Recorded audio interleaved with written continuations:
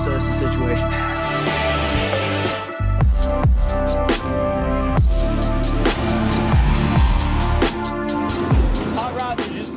Imagine having that one go-to show that captivates you and keeps you glued to the screen every time. Now picture the disappointment when that beloved show concludes its run. Such was the case for fans of the popular Fast and Loud show, a series dedicated to restoring and revamping vintage cars and motorcycles. If you happen to have a classic vehicle collecting dust in your garage, Fast and Loud was the go-to destination to breathe new life into your automotive treasure. The show gained widespread popularity due to the rarity of its services. However, unexpectedly, it came to an abrupt end. Join us as we delve into the world of Fast and Loud and uncover the reasons behind its sudden conclusion. Richard Rawlings and the Fast and Loud Show. Fast and Loud stands out as an iconic reality show in the realm of television, thanks largely to the charismatic hosting of Richard Rawlings. Renowned as both an entrepreneur and a TV personality, Rawlings played a pivotal role in elevating Fast and Loud to unparalleled heights. However, Rawlings' journey to success wasn't always paved with ease. Originating from Fort Worth, Texas, Rawlings initiated his automotive passion by working alongside his father, repairing cars. Remarkably, he purchased his first car at the tender age of 14, marking a significant leap into the automotive world. Despite initially pursuing a career in the printing press, Rawlings took a bold turn in 2002 by selling his printing company and establishing the renowned Gas Monkey Garage in Dallas. This establishment swiftly became a premier destination for all things related to classic and chic cars. The meteoric rise of Rawlings' business attracted the attention of the Discovery Channel, leading to the birth of his television career. His impressive car collection, featuring multiple Pontiacs, a rare 1968 Shelby Mustang, a 1970 Dodge Challenger, and a classic 1977 Pontiac Firebird Trans Am, further showcased his expertise. Rawlings personally customized each vehicle, showcasing his undeniable talent for transforming the ordinary into the extraordinary. Beyond the garage, Rawlings' entrepreneurial spirit extended to Rolex, where he successfully sold around 28 of his signature spin cars, accumulating over $10 million. This financial success positioned his garage for prosperity, even in the absence of the show. However, it was Fast and Loud that truly propelled Rawlings into the spotlight. His hosting prowess, well received by audiences, not only solidified his role on Fast and Loud, but also led to co-hosting another Discovery Channel show. This surge in visibility significantly boosted garage sales, and Rawlings' influence reached new heights. Notably, he became an official sponsor for Peter Hickman in the FHO race, further establishing his mark in the automotive world. Fast and Loud's inception wasn't a recipe for disaster. On the contrary, it enjoyed a promising start. Discovery Channel's producers took notice of Richard Rawlings' captivating car transformations in his modest garage, fueled by the growing interest on social media. Recognizing the potential for a compelling reality show, the producers approached Rawlings, envisioning a show centered around his expertise in spinning cars. While Rawlings' garage wasn't initially raking in substantial profits, his craftsmanship was undeniably close to perfection. The producers presented him with the opportunity to host his own automobile spinning show, a dream scenario for Rawlings. This venture not only offered him the chance to turn classic cars into priceless vehicles, but also provided lucrative compensation and invaluable promotion for his garage. It was an offer too good to refuse, and Rawlings eagerly accepted. In the early stages, Rawlings harbored some uncertainty about the show's potential success, unsure if it would make significant waves in the realm of reality TV. However, as more episodes of Fast and Loud hit the airwaves, the show quickly gained traction. Drawing in viewers with a mix of intense conflicts, intricate car work, and an overarching sense of accomplishment, Rawlings found himself at the forefront of a burgeoning audience of car enthusiasts. The show's allure extended beyond mere technical details. It encompassed the thrill of risky confrontations, the meticulous artistry poured into each vehicle, and the triumphant moments when Rawlings successfully sold a spin car for a substantial sum. The concept of spinning cars was a novel and innovative idea for fans, And even the creators of Fast and Loud were initially taken aback when they learned about Richard Rawlings' father, who had been immersed in this craft for years. Impressed by the untold story of Gas Monkey Garage quietly making waves in the industry, the creators seized the opportunity to bring this hidden gem to the forefront. Their primary goal was to garner a substantial viewership, a feat they undeniably achieved. However, beyond the numbers, they aimed to shed light on the fading art of car spinning, a niche industry that few were venturing into. The show, with its mix of lighthearted drama and the promotion of a relatively obscure business, became a global sensation with millions of devoted viewers. Fast and Loud not only cracked the code to success, but also served as a binge-worthy entertainment option. The first season received positive reception, but it was in the fourth season that the show truly hit its peak. Season 4 unfolded with major casts, introducing an element of thrill and drama that captivated audiences. It felt like watching a ticking time bomb, as the team raced against time to send numerous cars to auction, while striving to turn a profit by the season's end. Richard Rawlings' decision to purchase a car destined to incur significant losses added to the suspense. These incidents and unexpected mishaps became the essence of the show, earning it millions of views in the US alone. The Fast and Loud cast believed their road to success would be smooth sailing as their careers maintained a constant upward trajectory. However, unforeseen challenges arose. Despite the expectations of a continual ascent, the show encountered major shocks, including key cast members departing and controversies swirling around their exits. After a slew of controversies and a repetitive storyline, the sense that Fast and Loud was overdoing it became undeniable. While the show still maintained a robust viewership despite the bad publicity, the decision to end it seemed inevitable. The creators had the potential to produce more seasons with consistent viewership, but the unexpected happened. The show's cancellation came as a shock, especially considering that, despite its challenges, Fast and Loud was still going strong. The face of the show, Richard Rawlings, played a pivotal role since its inception, making his departure a critical factor in its demise. Rawlings, who had been the driving force behind Fast and Loud from day one, chose to leave. The cancellation was sudden, and many never anticipated that the show would conclude in such a manner. Recent reports suggest that Rawlings felt stuck in a creative rut, sensing that his creative energy was waning. Despite the bad publicity, the show still had a consistent viewership, making its abrupt end all the more surprising. Rawlings explained that he had grown too comfortable in his role as host and lost his edge. His desire to pursue other projects, such as his successful YouTube channel with over 1 million views, was hampered by the restrictions imposed during his time on the show. These limitations prevented him from sharing specific details about his garage, leaving him feeling stifled. Moreover, Rawlings had signed a contract that prohibited him from speaking negatively about the Discovery Channel, under the threat of significant fines. While asked about the exact reason for the show's end, Rawlings seemed to sidestep the question, vaguely expressing that it had reached a point where ending it was the better decision. Reports also unveiled creative differences between Rawlings and the show's creators, exacerbated by the departure of most of his team members. Ultimately, leaving the show turned out to be a strategic move for Rawlings' brand. Now, he is channeling his focus solely into spinning cars and cultivating his career as a social media influencer with millions of followers. The controversies within Fast and Loud were inevitable, given its massive cast, and the fact that not everyone got along well. The show's conclusion marked the end of an era, leaving fans and the automotive community with a mix of surprise and nostalgia. Now let's delve into the details and explore the controversies that ensued, and the real reason why Fast and Loud ended. Tom Smith and Jordan Butler. Smith and Butler posed a unique challenge as employees on the show, yet their expertise kept them in the spotlight for an extended period.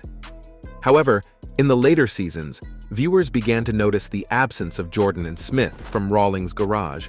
Their departure was shrouded in mystery, with no discussions about it, creating an impression that they had vanished without a trace. Subsequent reports revealed that Rawlings had indeed terminated their employment. The real controversy unfolded when Smith spoke to the media, asserting that they were fired for allowing a fan to take pictures with a custom car in the garage. Contrary to this claim, the actual incident involved a fan who, despite suffering from cystic fibrosis, sought to take a photo with the car. While the manager initially denied permission, the mechanics were inclined to grant it. Despite the fan's health condition, this compassionate consideration didn't spare Smith and Butler from losing their jobs.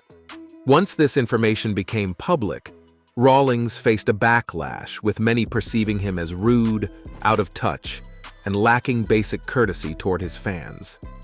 This incident occurred during a time when cancel culture was gaining momentum, leading to Rawlings being essentially canceled for his behavior. Consequently, numerous viewers ceased watching the show, disillusioned after witnessing what they believed to be Rawlings' true character, which could be part of the real reason why Fast and Loud ended. Jesse James, initially renowned as a significant figure in Monster Garage, became a focal point of anticipation when he joined Fast and Loud alongside Rawlings. The prospect of learning from two prominent figures in the spinning industry generated excitement, and the on-screen banter between James and Rawlings added a friendly and enjoyable dynamic. However, the amicable atmosphere took an unexpected turn when Rawlings made disparaging comments about James to a media outlet. In retaliation, James orchestrated a surprising and rather extreme prank.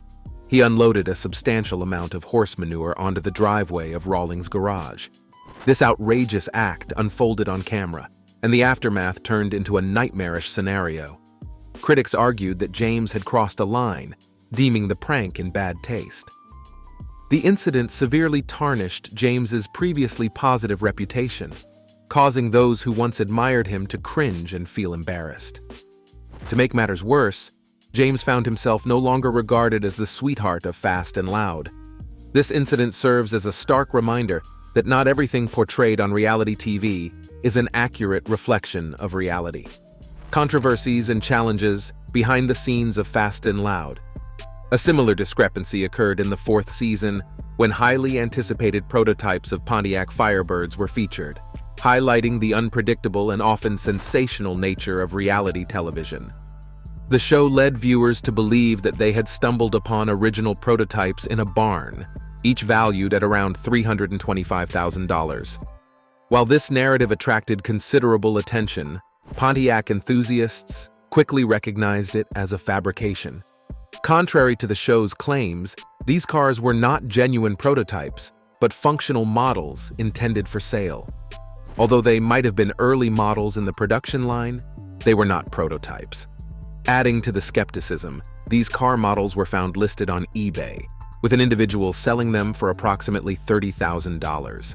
This revelation went viral, eroding the trust of fans who felt uncertain about what was genuine and what the show might be concealing. Throughout the series, Rawlings showcased a strong and decisive leadership style, but it became evident that he didn't always seek or heed advice before making decisions. This lack of caution manifested notably when Rawlings repeatedly selected cars for spinning that, despite substantial investments in money and effort, turned out to be severely deteriorated and rusty. This wasn't an isolated occurrence. It happened so frequently that one might have expected Rawlings to exercise more caution. However, he persisted in spending significant sums on cars that were nearly 80% rust, leading to a perception that he was losing his edge and squandering thousands of dollars. This continuous pattern of misjudgment could have contributed to the creators deciding to discontinue the show. In the latter seasons of Fast and Loud, Rawlings displayed a heightened confidence in his craft, seemingly forgetting that even the most skilled mechanics can make mistakes. Engaging in extensive part swaps, he replaced numerous components with upgraded or different ones. However, this approach didn't guarantee success every time. Changing one part could lead to faults in others. Consequently, cars that Rawlings anticipated would be completed at a low cost kept returning for additional modifications due to various issues. This frequent occurrence resulted in substantial financial losses, a trend that escalated towards the end of the show.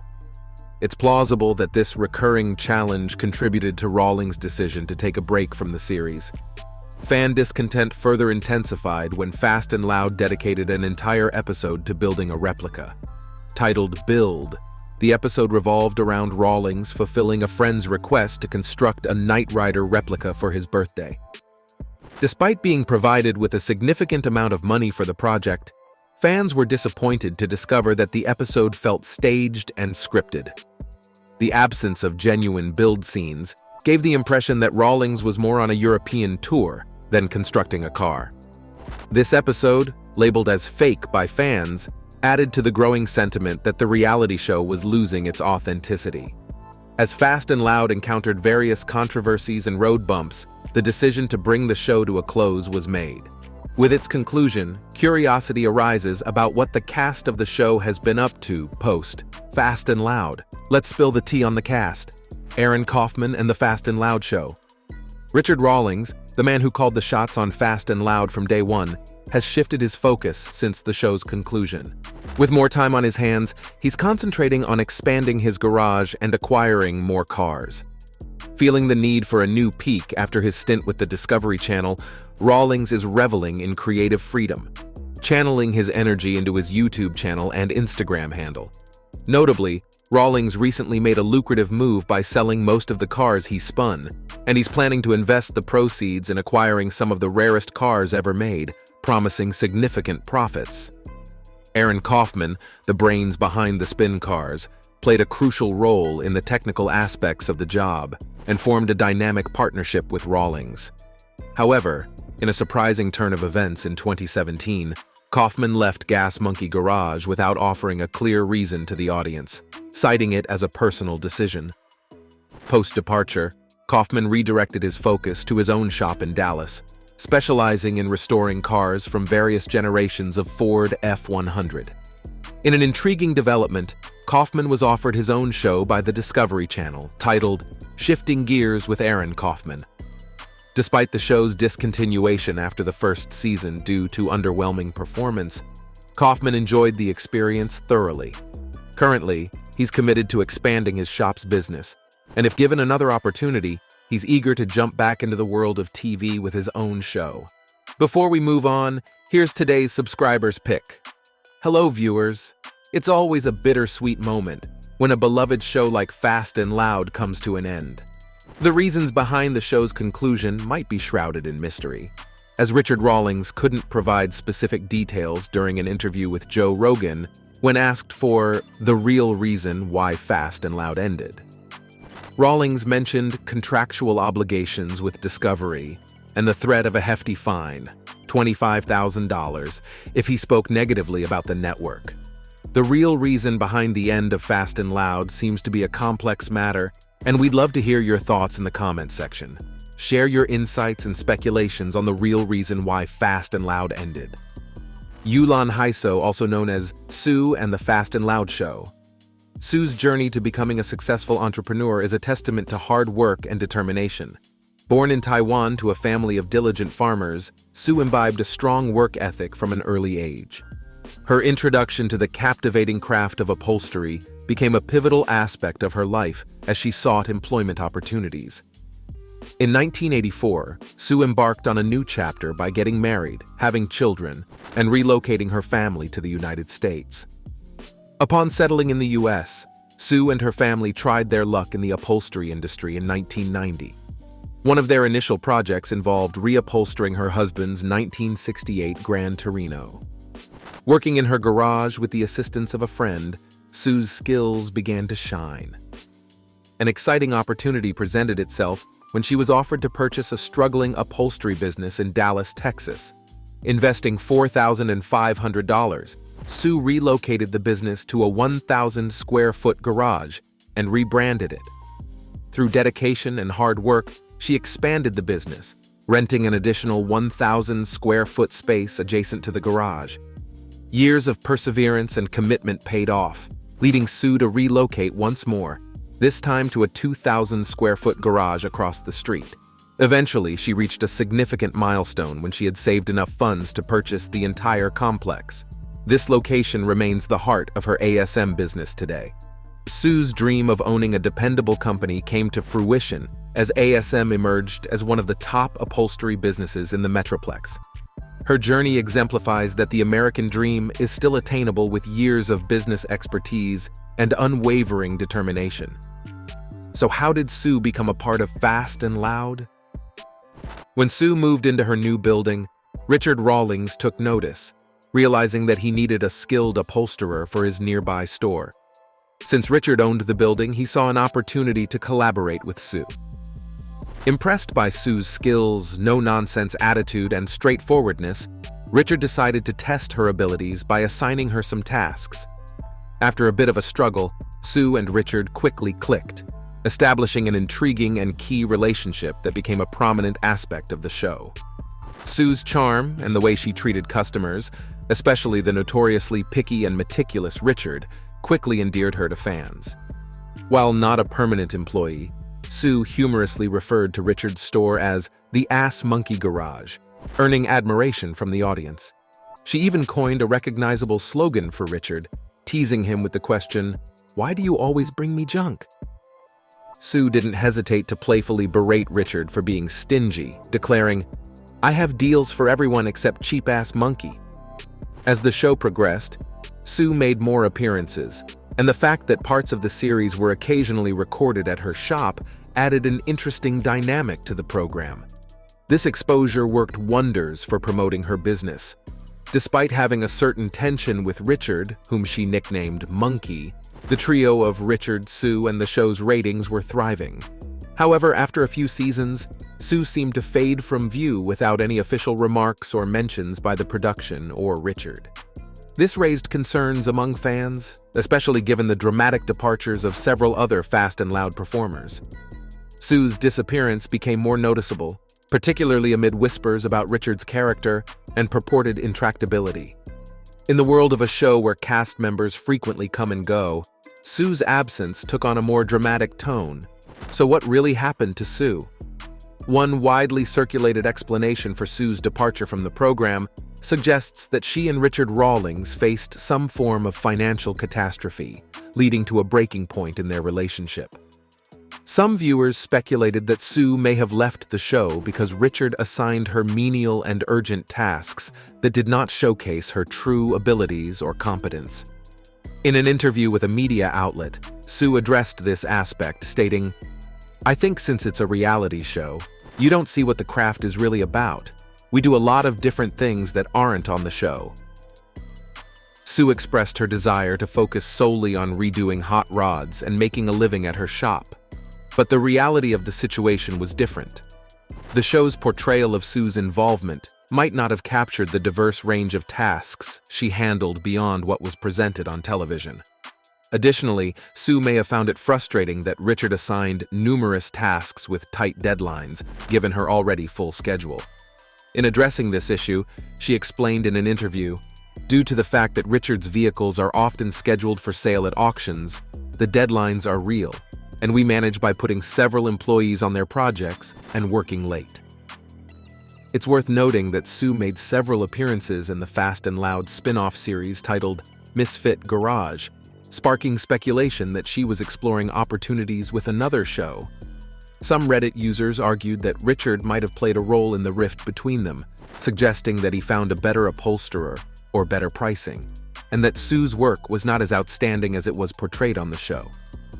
Ultimately, the exact reasons for Sue's departure remain speculative, with various factors potentially contributing to her decision to leave Fast and Loud.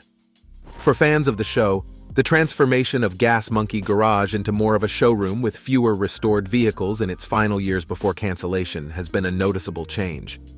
Some speculate that this shift in professional priorities may have affected the relationship between Sue and Richard. The dynamics of the business, especially with the decreasing focus on restoration work, could have played a role in their association. The last public interaction between Sue and Richard was noted in March 2020, when Sue posted a birthday greeting to Richard on her Instagram account. However, beyond that, the details of what transpired between Sue and Richard and the specific reasons for her departure remain a mystery. Sue has not provided any public statements or information regarding her exit, and Richard has chosen not to address the rumors or shed light on the situation. In the absence of definitive statements from the parties involved, fans can only speculate about the intricacies of Sue and Richard's professional relationship and the factors that led to Sue's departure from the show. This can also be part of the real reason why Fast and Loud ended. So where is Sue now? Despite her departure from the show, Sue has continued to thrive and expand her company, ASM Upholstery. According to the official Instagram page of ASM Upholstery, Sue recently established a new shop in Fresno, Texas, showcasing her ongoing commitment to the automobile sector. Notably, ASM Upholstery is not limited to cars. They also create upholstery for boats and airplanes. Sue remains actively engaged in the automotive community, frequently making appearances at various events. She shared her excitement about being invited to events hosted by Shelby America, Team Shelby, and the Carroll Shelby Foundation on her Instagram account on May 2022. Her involvement extends beyond just attending, as she actively participates in car shows and banquets, demonstrating her continued passion for the industry. In addition to her professional achievements, Sue often shares glimpses of her large family on her Instagram account. In one episode of the show, she revealed that her daughter works in the business, expressing the hope that her daughter would eventually take over the company. In terms of net worth, Sue is estimated to be worth more than $1.5 million, showcasing the success she has achieved independently of her role on Fast and Loud. Sue and her co-workers at ASM Upholstery stay busy, handling restoration shipments from all over the country. Despite missing her presence on Fast and Loud and her wonderful sense of humor, it's evident that leaving the show had no negative impact on Sue's life, as her business continues to thrive and expand. Christy Brimberry. Christy played a pivotal role in managing all the official matters at Gas Monkey Garage, handling everything from tight deadlines to budget issues. Her competence and dedication were such that it felt like the garage would face significant challenges without her. However, in 2016, Christy received some devastating news. She was diagnosed with cancer, and immediate treatment was necessary. In the face of this challenging situation, Christy made the difficult decision to leave the garage and prioritize her health. She underwent various treatments, including radiation therapy and surgery, eventually emerging victorious over cancer. This experience served as a profound awakening for Christy, prompting her to reevaluate her priorities and focus on what truly brings her joy.